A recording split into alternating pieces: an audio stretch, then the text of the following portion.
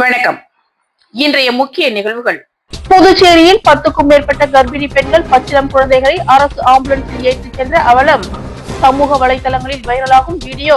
காங்கிரஸ் தலைவர்கள் மீது குற்றப்பத்திரிகை தாக்கல் செய்ததற்கு கண்டனம். புதுவையில் ஆர்ப்பாட்டத்தில் ஈடுபட்ட காங்கிரசார். வில்லியனூர் திருக்காமீஸ்வரர் ஆலயத்தில் புதிய தேர் செய்வதற்கான செட் அமைக்கும் பணி தொடங்கி வைத்தார் திமுக எதிர்க்கட்சி தலைவர் சிவா. ஏனாமில் உரிய சிகிச்சை அளிக்காததால் வாலிபர் உயிரிழப்பு. அரசு மருத்துவமனையை முற்றுகையிட்ட உறவினர்கள். புதுச்சேரியில் 10க்கும் மேற்பட்ட கர்ப்பிணி பெண்கள் மற்றும் பச்சிளம் குழந்தைகளுடன் பெண்களை அரசு மருத்துவமனையில் இருந்து ஒரே ஆம்புலன்ஸில் சிகிச்சைக்காக அழைத்து சென்ற வீடியோ சமூக வலைதளங்களில் வைரலாகி வருகிறது. புதுச்சேரி எல்லப்பிள்ளை சாவடி பகுதியில் அரசின் ராஜீவ்காந்தி மகளிர் மற்றும் குழந்தைகள் நல மருத்துவமனை உள்ளது. இந்த மருத்துவமனையில் தினம் தினம் கர்ப்பிணி பெண்கள் மற்றும் பச்சிளம் குழந்தைகளுடன் தாய்மார்கள் வந்து பரிசோதனை மற்றும் சிகிச்சை பெற்று செல்வது வழக்கம். இந்நிலையில் இந்த மருத்துவமனையில் இசிஜி, எம்ஆர்ஐ ஸ்கேன் உள்ளிட்ட மருத்துவ உபகரணங்கள் பல மாதங்களாக பழுதடைந்துள்ளது. இதனால் அங்கு தினந்தோறும் சிகிச்சைக்கு வரும் பச்சிளம் குழந்தைகளுடன் தாய்மார்கள் மற்றும் நிறைமாத கர்ப்பிணிகள் 10க்கும் மேற்பட்டோரை ஒரே ஆம்புலன்ஸ் வாகனத்தில் அடைத்து சட்டப்பேரவை அருகில் உள்ள அரசு மருத்துவமனைக்கு பரிசோதனைக்காக அழைத்து செல்கின்றனர். இந்த வீடியோ தற்போது சமூக வலைதளங்களில் வைரலாகி வருகிறது. நேஷனல் ஹெரால்டு வழக்கில் காங்கிரஸ் தலைவி சோனியா மற்றும் ராகுல் காந்திக்கு எதிராக மத்திய அரசு அமலாக்கத்துறை குற்றப்பத்திரிகை தாக்கல் செய்ததை கண்டித்து புதுச்சேரியில் காங்கிரசார் உருவ பொம்மையை எரித்து கண்டன ஆர்ப்பாட்டத்தில் ஈடுபட்டனர். நேஷனல் ஹெரால்டு வழக்கில் காங்கிரஸ் தலைவி சோனியா காந்தி மற்றும் ராகுல் காந்திக்கு எதிராக அமலாக்கத்துறை குற்றப்பத்திரிகை தாக்கல் செய்துள்ளது. இந்நிலையில் மத்திய பாஜக அரசு மற்றும் அமலாக்கத்துறையை கண்டித்து புதுச்சேரி சுதேசி மில் அருகே காங்கிரசார் மாபெரும் கண்டன ஆர்ப்பாட்டத்தில் ஈடுபட்டனர். காங்கிரஸ் கட்சி தலைவர் வைத்திலிங்கம் எம்பி தலைமையில் நடைபெற்ற ஆர்ப்பாட்டத்தில் முன்னாள் முதலமைச்சர் நாராயணசாமி, சட்டமன்ற உறுப்பினர் வைத்தியநாதன், முன்னாள் அமைச்சர்கள், முன்னாள் சட்டமன்ற உறுப்பினர்கள் உள்ளிட்ட சுமார் 200க்கும் மேற்பட்ட காங்கிரசார் கலந்து கொண்டு மத்திய பாஜக அரசு அமலாக்கத்துறையை கண்டித்து கண்டன கோஷங்களை எழுப்பினர். காங்கிரசின் முக்கிய தலைவர்கள் மீதான இந்த குற்றப்பத்திரிகை தாக்கல் அரசியல் உள்நோக்கம் கொண்டது என்றும், விலைவாசி உயர்வு, பெட்ரோல் டீசல் விலை உயர்வு உள்ளிட்ட முக்கிய பிரச்சனைகளில் இருந்து மக்களின் கவனத்தை திசை திருப்பும் வகையில் பொய் வழக்கை மத்திய பாஜக அரசு ஜோடித்துள்ளதாக குற்றம் சாட்டினர். அப்போது அவர்கள் திடீரென உருவ பொம்மையை எரித்து தங்களது எதிர்ப்பை தெரிவித்ததால் பரபரப்பு ஏற்பட்டது. அந்த ஆட்சி காலத்துல அதற்கு பிறகு பொம்மை பேர்ல பொம்மை முதலமைச்சராக இருக்கும் பொழுது 40% கமிஷன் பொதுப்பணித்துறையில லஞ்சம் வாங்கினான்னு சொல்லி விசாரணை வழக்கு நடக்குது. அது மட்டும் இல்ல, மத்திய அமைச்சர்கள் மீது வழக்கு அமலாக்க பிரிவுத்துறை போகுதா, வருமான வரித்துறை போகுதா, அல்லது சிபிஐ போகுதா? அதாவது பாரதிய ஜனதா கட்சி ஆளுகின்ற மாநிலங்கள்ல எந்த ஊழல் குற்றச்சாட்டுனாலும், அவங்க கூட்டணி கட்சியில ஊழல் குற்றச்சாட்டுனாலும் மோடி அரசாங்கம் கண்ணை மூடி கொடுக்கிறது. வில்லியனூர் திருக்காமீஸ்வரர் ஆலயத்தில் புதிய தேர் செய்வதற்கான செட் அமைக்கும் பணிகளை எதிர்க்கட்சி தலைவர் இரா சிவா தொடங்கி வைத்தார். வில்லியனூரில் பிரசித்தி பெற்ற அருள்மிகு கோகிலாம்பிகை உடனுரை திருக்காமீஸ்வரர் ஆலயத்திற்கு புதிய திருத்தேர் செய்வதற்கு கோவில் நிர்வாகம் மற்றும் இந்து அறநிலையத்துறை முடிவு செய்து அதற்காக கோவில் வளாகத்தில் செட் அமைக்கும் பணிக்கான பூஜை நிகழ்ச்சி இன்று நடைபெற்றது. இந்த நிகழ்ச்சியில் தொகுதியின் சட்டமன்ற உறுப்பினரும் சட்டமன்ற எதிர்க்கட்சி தலைவருமான இரா சிவா அவர்கள் கலந்து கொண்டு திருத்தேர் செய்வதற்கான செட் அமைக்கும் பணியினை பூஜை செய்து தொடங்கி வைத்தார். இந்நிகழ்ச்சியில் கோவில் சிறப்பு அதிகாரி திருக்காமீஸ்வரன், நிர்வாகிகள் லட்சுமணன் என்கிற மண்ணாங்கட்டி, ரமணன், ஞானவேல், மதி என்கிற சுப்புராஜ், லக்ஷ்மணன், ஜனார்த்தனன், சத்தியமூர்த்தி, பச்சைமுத்து, குணா, பழனியாண்டி, ராமதாஸ், குருராஜ் மற்றும் திமுக நிர்வாகிகள், தொகுதி செயலாளர் மணிகண்டன், பொதுக்குழு உறுப்பினர் ராமசாமி, தர்மராஜ், ஆதி திராவிடர் அணி அமைப்பாளர் செல்வநாதன், தோமுசா தலைவர் அங்காளன், வர்த்தக அணி துணை அமைப்பாளர் சரவணன், துணை செயலாளர்கள் ஜெகன்மோகன், ஹரிகிருஷ்ணன், செயற்குழு உறுப்பினர்கள் சுப்பிரமணியன், ஏழுமலை, சபரிநாதன், மிலிட்டரி முருகன், சரவணன், வாசு, சுரேஷ், கார்த்திகேயன், பாலமுருகன், முத்துப்பாண்டி, பிரவீன், ராமஜெயம், ரகு உள்ளிட்ட பலர் பங்கேற்றனர். புதுச்சேரியில் தனியார் பள்ளி சிறுமி பாலியல் வன்கொடுமை செய்யப்பட்ட விவகாரத்தில் பள்ளி தாளாளர் மற்றும் பள்ளி முதல்வரை கைது செய்ய கோரி தமிழ் விடுதலை வேங்கைகள் சார்பில் கண்டன ஆர்ப்பாட்டம் நடைபெற்றது. புதுச்சேரியில் தனியார் பள்ளியில் பயிலும் 1ஆம் வகுப்பு மாணவி பாலியல் வன்கொடுமை செய்யப்பட்ட வழக்கில் பள்ளி தாளாளர் ராமு மற்றும் பள்ளி முதல்வர் யுவராஜ் ஆகியோரை போக்சோ சட்டத்தின் கீழ் உடனடியாக கைது செய்ய வேண்டும் என புதுச்சேரியில் அண்ணா சிலை அருகே தமிழ் மீனவர் விடுதலை வேங்கைகள் சார்பில் கண்டன ஆர்ப்பாட்டம் நடைபெற்றது. ஆர்ப்பாட்டத்திற்கு தமிழர் மீனவர் விடுதலை வேங்கைகள் நிறுவன தலைவர் மங்கையர் செல்வன் தலைமை தாங்கினார். இதில் ஏராளமான நிர்வாகிகள் கலந்து கொண்டு சிறுமியை பாலியல் வன்கொடுமை செய்த பள்ளியின் தாளாளர் மற்றும் முதல்வரை உடனடியாக போக்சோ சட்டத்தில் கைது செய்ய வேண்டும் என கோஷங்களை எழுப்பினர்.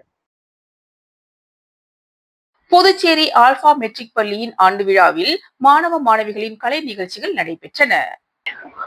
புதுச்சேரி உருளையன்பேட்டை ஆல்பா மெட்ரிக் மேல்நிலைப் பள்ளியின் ஆண்டு விழா கம்பன் கலையரங்கத்தில் நடைபெற்றது. இவ்விழாவினை ஆல்பா கல்வி நிறுவனங்களின் துணை சேர்மன் தனலட்சுமி பாசிங்கம், ஆல்பா கல்வி நிறுவனங்களின் துணை இயக்குநர் ராஜலட்சுமி, டாக்டர் நந்தினி நவீன் தியாகு ஆகியோர் குத்துவிளக்கேற்றி தொடங்கி வைத்தனர். ஆல்பா கல்வி நிறுவனங்களின் சேர்மன் பாசிங்கம் விழாவிற்கு வருகை தந்த அனைவரையும் வரவேற்றார். முதலமைச்சரின் தனி செயலர் அமுதன் தலைமை தாங்கினார்.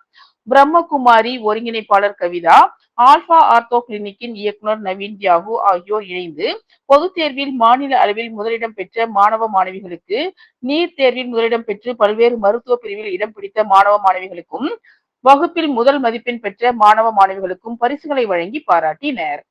தொடர்ந்து ஆண்டு விழாவில் ஆல்பா பள்ளி மாணவ மாணவியரின் பல்வேறு கலை நிகழ்ச்சிகள் நடைபெற்றன. இறுதியில் ஆல்பா கல்வி நிறுவனங்களின் இயக்குநர் தனதியாகு நன்றி கூறினார். பல்வேறு துறைகள் மூலம் வழங்கப்படும் நலத்திட்ட உதவிகளுக்கான அரசாணையை பொதுமக்களிடம் அதிகாரிகளே வழங்க வேண்டும் என அதிமுக மாநில செயலாளர் அன்பழகன் வலியுறுத்தியுள்ளார். புதுச்சேரி அதிமுக தலைமை அலுவலகத்தில் செய்தியாளர்களை சந்தித்த மாநில செயலாளர் அன்பழகன், இந்து மதத்தை இழிவாக பேசிய தமிழக திமுக அமைச்சர் பொன்முடியின் பேச்சை சிறுபான்மை மதத்தை சேர்ந்த தலைவர்கள், பல்வேறு மத குருமார்கள், மடாதிபதிகள் கண்டிக்காமல் மௌனம் காப்பது மத சார்பின்மைக்கு பங்கம் விளைவிக்கும் செயலாகும் என கூறினார். புதுச்சேரி மாநிலத்தில் பல்வேறு துறைகள் மூலம் மக்களுக்கு பல்வேறு நலத்திட்ட உதவிகள் வழங்கப்படுவதாகவும், பொதுவாக அரசு சார்ந்த எந்த உதவிகளுக்கான ஆணை கடிதமும் அரசு அதிகாரிகளின் கைவசம்தான் இருக்க வேண்டும் என்றும், தற்போது இதற்கு மாறாக சட்டமன்ற உறுப்பினர்கள் கையில் இருப்பதால் பயனாளிகளுக்கு அந்த ஆணை கடிதத்தை கொடுக்கும் போது மாற்று கட்சியை சேர்ந்தவர்களாக இருந்தால் அவர்கள் பல விதங்களில் அவமானப்படுத்தப்பட்டு கூனி குறுகி இந்த அனுமதி கடிதத்தை பெறக்கூடிய நிலைக்கு தள்ளப்படுவதாகவும், எனவே இதில் உள்ள உண்மை நிலையை உணர்ந்து தலைமை செயலாளர் நலத்திட்ட உதவிகளை அரசு துறைகளின் மூலமே வழங்குவதற்கான ஆணையை சம்பந்தப்பட்ட துறை தலைவர்களுக்கு உணர்த்த வேண்டும் என்றார். எம்ஐடி கல்லூரியின் கலாச்சார மற்றும் விளையாட்டு ஆண்டு விழா இளன் 2025 வெகு விமர்சையாக நடைபெற்றது. Puduvai Kalitheerthal Kuppam Manakula Vinayagar institute of technology MIT கல்லூரியின் கலாச்சார ஆண்டு விழா மற்றும் விளையாட்டு விழா இளன் 2025 நடைபெற்றது. கல்லூரி முதல்வர் மலர்கண்ணன் தொடங்கி வைத்து வரவேற்புரையாற்றினார். மணக்குள விநாயகர் கல்வி குழும தலைவரும் மேலாண் இயக்குநரும் திண்டிவனம் தக்ஷஷீலா பல்கலைக்கழக வேந்தருமான தனசேகரன் தலைமை உரை நிகழ்த்தினார். செயலாளர் டாக்டர் நாராயணசாமி கேசவன், பொருளாளர் ராஜராஜன் மற்றும் இணை செயலாளர் வேலாயுதம் ஆகியோர் வாழ்த்துரை வழங்கினர். விழாவில் சிறப்பு விருந்தினராக திரைப்பட புகழ் கயாடு லோகர் கலந்து கொண்டார். விழாவின் அங்கமாக கல்லூரி உடற்கல்வி இயக்குனர் மோகன் மற்றும் விளையாட்டு குழு உறுப்பினர்கள் இந்த கல்வி ஆண்டில் ஏற்பாடு செய்து நடத்திய பல்வேறு விளையாட்டு போட்டிகளிலும், கல்லூரி கலாச்சார குழு தலைவர் வள்ளி தலைமையில் கலாச்சார குழு ஏற்பாடு செய்து நடத்திய பல்வேறு கலாச்சார போட்டிகளிலும் பங்கேற்று வெற்றி பெற்ற மாணவ மாணவிகளுக்கு பரிசுகள் வழங்கப்பட்டது. இந்த கல்வியாண்டில் தேசிய அளவில் பல்வேறு சாதனைகள் புரிந்த இந்த கல்லூரி மாணவ மாணவிகள் கல்லூரி நிர்வாகத்தினரிடம் இருந்து அங்கீகாரம் மற்றும் பாராட்டு பெற்றனர். இவ்விழாவின் இறுதியில் கல்லூரி மாணவ மாணவிகள் பங்கேற்று நிகழ்த்திய பல்வேறு கலாச்சார நிகழ்ச்சிகள் நடைபெற்றன. விழா ஒருங்கிணைப்பாளர் தகவல் தொழில்நுட்பத்துறை தலைவர் சிவகுமார் நன்றி கூறினார். விழாவில் மணக்குள விநாயகர் கல்வி குழுமத்தை சேர்ந்த கல்வி நிறுவன இயக்குநர்கள், முதல்வர்கள் மற்றும் பேராசிரியர்கள் கலந்து கொண்டனர். விழா ஏற்பாடுகளை கல்லூரி அனைத்து துறை பேராசிரியர்கள் மற்றும் ஊழியர்கள் சிறப்பாக செய்திருந்தனர்.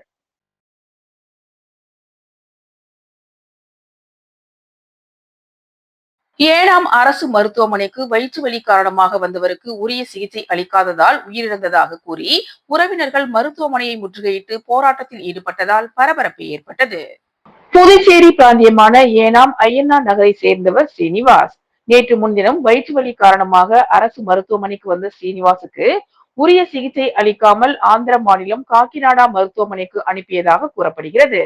ஆம்புலன்ஸில் செவிலியர் மற்றும் ஊழியர்கள் இல்லாமல் அனுப்பியதால் காக்கிநாடா செல்லும் வழியிலேயே ஸ்ரீனிவாஸ் உயிரிழந்துள்ளார். இதனையடுத்து ஏனாம் அரசு மருத்துவமனையின் நிர்வாகத்தின் அலட்சியத்தால் சீனிவாஸ் உயிரிழந்ததாக கூறி அவரது குடும்பத்தினர் மற்றும் உறவினர்கள் மருத்துவமனை முன்பு போராட்டத்தில் ஈடுபட்டனர். மேலும் பணியில் இருந்த மருத்துவர்கள் மற்றும் செவிலியர்களை பணி நீக்கம் செய்ய வேண்டுமென கோரி சுமார் 3 மணி நேரத்திற்கு மேலாக போராட்டத்தில் ஈடுபட்டனர். இதனைத் தொடர்ந்து ஏனாம் நிர்வாகிகள் பேச்சுவார்த்தை நடத்தியதை தொடர்ந்து போராட்டம் கைவிடப்பட்டது. திருவோணை தொகுதிக்கு உட்பட்ட களித்தீர்த்தால்குப்பம் கிராமத்தில் வாய்க்கால் கட்டுவதற்கான பணிகளை சட்டமன்ற உறுப்பினர் அங்காளன் பூமி பூஜை செய்து தொடங்கி வைத்தார். புதுச்சேரி மாநிலம் மண்ணாடிப்பட்டு கொம்யூன் திருவோணை சட்டமன்ற தொகுதிக்கு உட்பட்ட களித்தீர்த்தால்குப்பம் கிராமத்தில் RC21 ஆண்டியார்பாளையம் மற்றும் வின்னர் டைரி சாலையின் சந்திப்பில் வாய்க்கால் கட்டுவதற்கான கட்டுமான பணிக்கான பூமி பூஜை 27,66,299 ரூபாய் மதிப்பீட்டில் நடைபெற்றது. இதில் தொகுதியின் சட்டமன்ற உறுப்பினர் அங்காளன் கலந்து கொண்டு விழாவிற்கு தலைமை தாங்கி பூமி பூஜை செய்து பணிகளை தொடங்கி வைத்தார். இந்நிகழ்ச்சியில் புதுச்சேரி பொதுப்பணித்துறை கட்டிடங்கள் மற்றும் சாலைகள் வடக்கு கோட்ட செயற்பொறியாளர் சந்திரகுமார், உதவி பொறியாளர் சீனிவாசராம், இளநிலை பொறியாளர் தேவேந்திரன் மற்றும் கிராம பிரமுகர்கள், ஊர் பொதுமக்கள், சட்டமன்ற உறுப்பினரின் ஆதரவாளர்கள் ஏராளமானோர் கலந்து கொண்டு விழாவினை சிறப்பித்தனர். அரசு முறை பயணமாக காரைக்கால் சென்ற துணைநிலை ஆளுநர் இலங்கை துப்பாக்கிச் சூட்டில் காயமடைந்த மீனவரை அவரது இல்லத்தில் நேரில் சந்தித்து ஆறுதல் கூறினார். ஒரு நாள் அரசுமுறை பயணமாக மீன்வள மேம்பாட்டு திட்ட பணிகள் தொடக்க விழாவில் கலந்து கொள்ள காரைக்கால் சென்ற துணைநிலை ஆளுநர் கைலாசநாதன் அண்மையில் இலங்கை கடற்படை துப்பாக்கிச் சூட்டில் காயமடைந்த மீனவர் செந்தமிழை கிளிஞ்சல்மேடு கிராமத்தில் உள்ள அவரது இல்லத்திற்கு நேரில் சென்று சந்தித்து நலம் விசாரித்தார். சம்பவ விபரம் குறித்து கேட்டறிந்த துணைநிலை ஆளுநர் அவரது மேல் சிகிச்சைக்கு புதுச்சேரி அரசு ஒத்துழைப்பு அளிக்கும் என்று உறுதியளித்தார். அதனைத் தொடர்ந்து பட்டினச்சேரி கிராமத்தில் உள்ள மீனவ சமுதாய மக்களோடு கலந்துரையாடினார். மீனவர்களின் தேவைகளை நிறைவேற்றி தர மத்திய அரசும் புதுச்சேரி அரசும் அனைத்து நடவடிக்கைகளையும் எடுத்து வருவதாக கூறினார். பட்டினச்சேரியில் அமைய உள்ள மீன் இறங்கு தளம் அமைப்பதற்கான பூர்வாங்க நடவடிக்கைகள் தொடங்கப்பட்டு இருப்பதை எடுத்து கூறினார். மேலும் ஐஸ் கட்டி தொழிற்சாலை திறக்கப்பட்டு இருப்பதையும் நீர்த்தேக்க தொட்டி கட்டுவதற்கான பணிகள் தொடங்கப்படும் என்றும் தெரிவித்தார். அதன் பிறகு மீனவர்களின் வேண்டுகோளுக்கு இணங்க கிராம மக்களோடு ஒன்றாக அமர்ந்து விருந்து உணவு சாப்பிட்டார். முன்னதாக பட்டினச்சேரி மீனவர்கள் பூரண கும்ப மரியாதையோடு துணைநிலை ஆளுநரை வரவேற்றனர். துணைநிலை ஆளுநரின் செயலர் டாக்டர் மணிகண்டன் மற்றும் காரைக்கால் மாவட்ட ஆட்சியர் சோமசேகர் அப்பாராவ், மீன்வளத்துறை இயக்குனர் முகமது இஸ்மாயில், துணை இயக்குனர் கோவிந்தசாமி ஆகியோர் இந்நிகழ்ச்சியின் போது உடனிருந்தனர். உருளையன்பேட்டை தொகுதிக்கு உட்பட்ட பகுதிகளில் புதைவிட மின் கேபிளில் ஏற்பட்ட பழுதை உடனே சரி செய்து மின் இணைப்பை வழங்க உதவி செய்த தொகுதியின் சட்டமன்ற உறுப்பினர் நேரு அவர்களுக்கு அந்த பகுதி மக்கள் நன்றி தெரிவித்துக் கொண்டனர். புதுச்சேரி உருளையன்பேட்டை தொகுதிக்கு உட்பட்ட இளங்கோ நகர் வார்டு ராஜீவ்காந்தி நகர் எல்லையம்மன் கோவில் வீதியில் இன்று அதிகாலை புதைவட மின் கேபிளில் ஏற்பட்ட பழுது காரணமாக அந்த பகுதி முழுவதும் மின் நிறுத்தம் ஏற்பட்டது. இதனை அறிந்த உருளையன்பேட்டை தொகுதியின் சட்டமன்ற உறுப்பினரும் புதுச்சேரி மாநில மனிதநேய மக்கள் சேவை நிறுவன தலைவருமான நேரு என்கிற குப்புசாமி MLA மின்துறை இளநிலை பொறியாளர் அவர்களை அழைத்து பழுதுபட்ட இடத்தை தவிர மற்ற இடங்களில் மின் இணைப்பு கொடுக்குமாறும், மேலும் பழுதடைந்த இடத்திலும் உடனடியாக பணிகளை மேற்கொண்டு மின் இணைப்பு வழங்குமாறு அதிகாரியை கேட்டுக்கொண்டார். அதிகாரியின் துரித நடவடிக்கையால் காலை 11 மணி அளவில் மின் இணைப்பு வழங்கப்பட்டுள்ளது. தொகுதியின் சட்டமன்ற உறுப்பினர் அவர்கள் எடுத்த முயற்சிக்கு அந்த பகுதி மக்கள் நன்றி தெரிவித்துள்ளனர். இத்துடன் இன்றைய நிகழ்வுகள் நிறைவடைந்தன. வணக்கம்.